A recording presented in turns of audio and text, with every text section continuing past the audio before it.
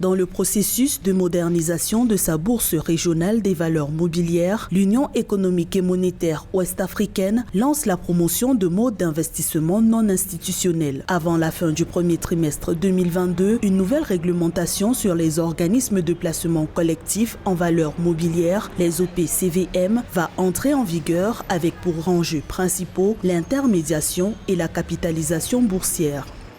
L'activité d'intermédiation a permis donc de pouvoir échanger 336 milliards en termes de valeur de transaction. En 2015, 409 milliards d'échanges en 2016, un repli jusqu'à 136 milliards en 2019. Par la suite, en 2020, 246 milliards. Et vous constatez, cette année 2021, nous avons pu enregistrer 722 milliards de transactions sur le marché boursier.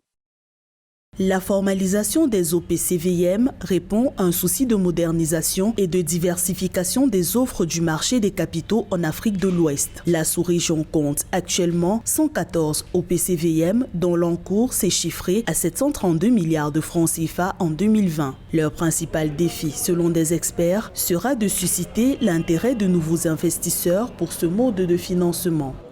Même si la bourse nous vient d'autres marchés beaucoup plus matures tels que l'Europe, l'idée n'est pas systématiquement peut-être de calquer les outils de distribution qui existent. Mais encore une fois, je pense qu'il faudra les adapter et voir quel est le bon vecteur, quel est le bon moyen de communication qui permettra d'amener le message jusqu'à la personne. Si c'est organiser une partie de tam-tam dans un quartier et les gens dansent et savent c'est quoi la bourse, il faut y aller.